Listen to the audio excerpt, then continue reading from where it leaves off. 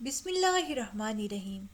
ایک دفعہ سلطان صلاح الدین ایوبی اپنے چند وزیروں کے ساتھ موصل سے مصر واپس جا رہے تھے،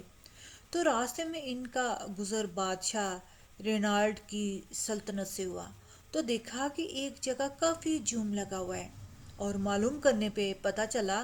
کہ یہ ہسائیوں کا ایک تہوار ہے جس میں ایک ہسائی وزیر کی شادی ہو رہی ہے۔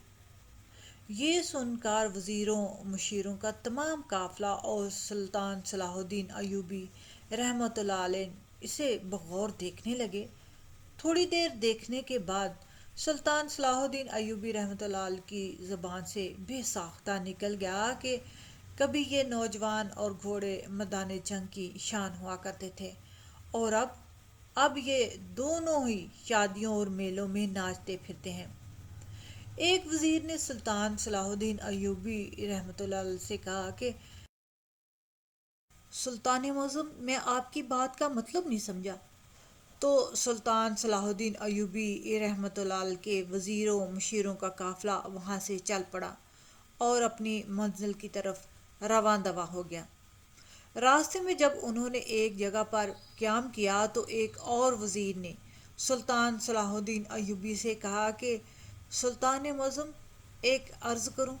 اگر آپ مناسب سمجھے تو۔ سلطان نے کہا، ہاں ہاں پوچھو، کیا پوچھنا چاہتے ہو؟ وزیر نے کہا، سلطان معظم، راستے میں جب ایک جگہ پر ہسائیوں کا تہوار اور ایک وزیر کی شادی ہو رہی تھی تو سامنے ایک نوجوان اور گھوڑا ناچ رہے تھے، تو آپ نے کہا تھا کہ کبھی یہی نوجوان اور گھوڑے میدان جنگ کی شان ہوا کرتے تھے۔ مجھے اس بات کی سمجھ نہیں آئی، اور اگر آپ تھوڑی سی وضاحت کر دیں تو ہم سب کو سمجھ آ جائے گی۔ سلطان صلاح الدین ایوبی رحمۃ اللہ علیہ نے فرمایا کہ چند عرصہ پہلے مجھے ایک وزیر نے بتایا کہ مصر کی سب سے بڑی مسجد جامع مسجد کے امام صاحب، جو کہ ایک بہت ہی نیک اور اللہ کے بہت ہی پرہیزگار بندے ہیں، اس امام مسجد کے بیٹے نے بادشاہ رینالڈ کے ہاتھ پر بیعت کر لی،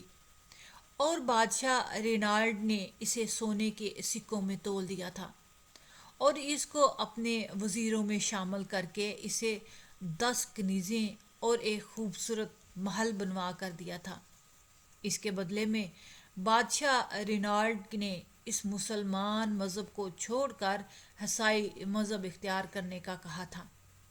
اور اس بدبخت نے بادشاہ رینالڈ کی یہ شرط مان کر اسلام کے دائرے سے خارج ہو کر عیسائی مذہب کو قبول کر لیا تھا۔ یہ خبر سن کر میں نے اس وزیر سے کہا کہ اس کے والد صاحب کا اس بارے میں کیا کہنا ہے؟ تو وزیر نے کہا کہ سلطان معظم، اس نے اسے اپنا بیٹا ماننے سے صاف انکار کر دیا ہے، اور تمام لوگوں سے اس کے بدلے ہوئے رویے کی وجہ سے معافی بھی مانگی ہے۔ یہ خبر سن کر میں کچھ پریشان ہوا کہ اس طرح تو بادشاہ رینالڈ مسلمان نوجوانوں کو دولت کے نشے میں خریدنے اور تولنے کی بھرپور کوشش کرے گا، اور جس طرح اس امام مسجد کا بیٹا غافل ہو کر راہ حق سے بھٹک چکا ہے، کہیں کوئی اور نوجوان صراط مستقیم سے بھٹک نہ جائے۔ چونکہ اس وقت بادشاہ رینالڈ اور مسلمانوں کے درمیان جنگ نہ کرنے کا اب معاہدہ ہو چکا تھا، اور تمام وزیر یہ سن کر بھی پریشان تھے اور سوچوں میں سوچوں میں گمان بھی کر رہے تھے کہ اب سلطان کیا کریں گے۔ پھر میں نے جب وزیروں کے چہرے کے تاثرات پڑھے تو میں نے تمام وزیروں کے سامنے کہا کہ اگر اسلام نے ہمارے پیارے نبی صلی اللہ علیہ وآلہ وسلم نے معاہدہ اور وعدے کی پاسداری کرنے کا حکم جاری نہ کیا ہوتا تو میں آج ہی بادشاہ رینالڈ کو صفحہ ہستی سے مٹا دیتا۔ پھر میں نے بادشاہ رینالڈ کو خط لکھا کہ تم مسلمان نوجوانوں کو گمراہ کرنے کی کوشش کر رہے ہو، یہ تم بھی بخوبی جانتے ہو کہ تم غلط کر رہے ہو۔ تم دولت کے نشے میں خود تو اندھے ہو چکے ہو، لیکن بعض ایسے بدبخت مسلمان نوجوان بھی ہیں جو تمہیں دیکھ کر تمہاری جیسی زندگی گزارنا چاہتے ہیں، لیکن وہ دنیا اور آخرت کے ثواب سے لا علم ہے۔ بہتری اسی میں ہے کہ تم اس کام سے باز آ جاؤ، ورنہ دوبارہ میں نے اس طرح کی کوئی بھی خبر سنی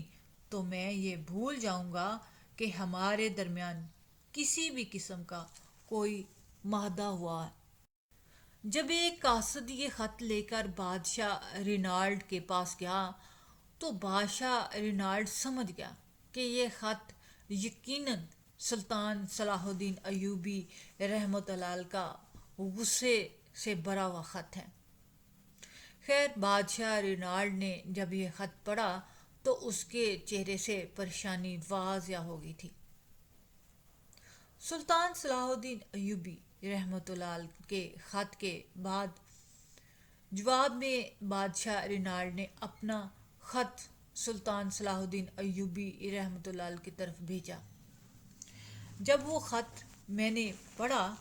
جس پر بادشاہ رینالڈ نے لکھا ہوا تھا کہ میں نے کسی مسلمان نوجوان، بوڑھے یا بچے کو گمراہ کرنے کی کوشش نہیں کی ہے، سلطان معظم، یہ تو مسلمانوں کی انتہا درجے کی غربت ہے جس نے مسلمان نوجوانوں کو ہمارا مذہب اختیار کرنے کی طرف راغب کیا ہے، ورنہ تو یہ دولت ہمیں خداوند نے دی ہے۔ سلطان معظم، اگر کوئی نوجوان گمراہ ہو رہا ہے یا بھٹک کر عیسائی مذہب اختیار کر رہا ہے تو اس میں میرا کوئی دوش نہیں۔ میں کیوں کسی مسلمان کو اپنے مذہب میں شامل کروں گا؟ البتہ اگر کوئی میرے دروازے پر آ کر کہے کہ میں مسلمان مذہب کو چھوڑ چکا ہوں اور میں عیسائی مذہب اختیار کرنا چاہتا ہوں تو اس میں اس کی خوشی، اور جو وہ کہے گا اس کو میں خوش آمد ہی کہوں گا نا، کیونکہ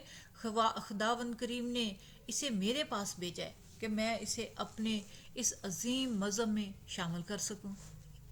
اس وقت تو سلطان صلاح الدین ایوبی رحمۃ اللہ علیہ نے فرمایا کہ میں یہ خط پڑھ کر سمجھ گیا کہ بادشاہ اپنے اوچھے ہتھ کنڈوں سے باز آنے والا نہیں،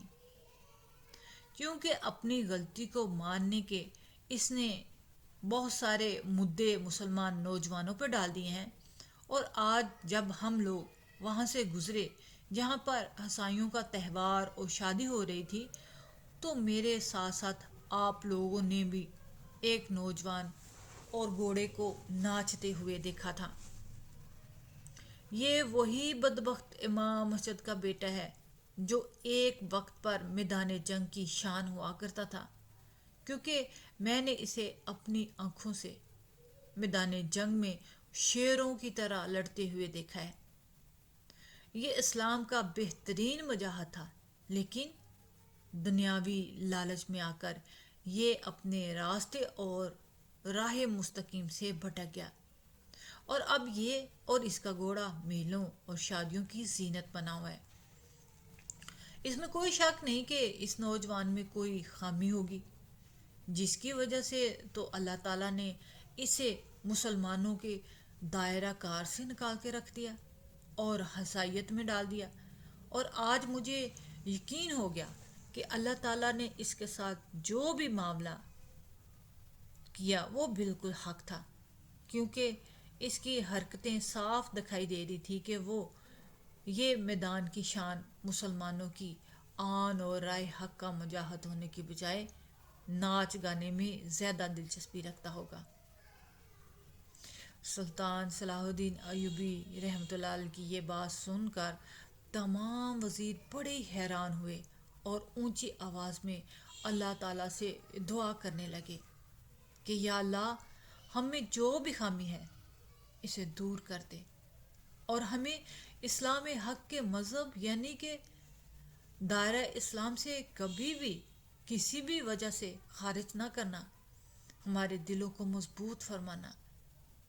دنیاوی لالچ، دنیاوی دولت، عیش و عشرت ہمیں کہیں غافل نہ کر دے، ہماری مدد فرما، بے شک تو ہی مدد فرمانے والا ہے، اور ہمیں راہ حق پر ہمیشہ قائم دائم رکھنا، یہاں تک کہ ہماری جان اسی سفر میں جائے۔ پھر تاریخ نے وہی دیکھا کہ چاندی عرصے بعد سلطان صلاح الدین ایوبی رحمۃ اللہ علیہ اور بادشاہ رینالڈ کے درمیان جنگ ہوئی، تو اللہ تعالیٰ کے فضل و کرم سے سلطان نے بادشاہ رینالڈ اور تمام ہسائیوں کو دھول چٹا دی تھی اور اسلام کا پرچم بلند کیا تھا۔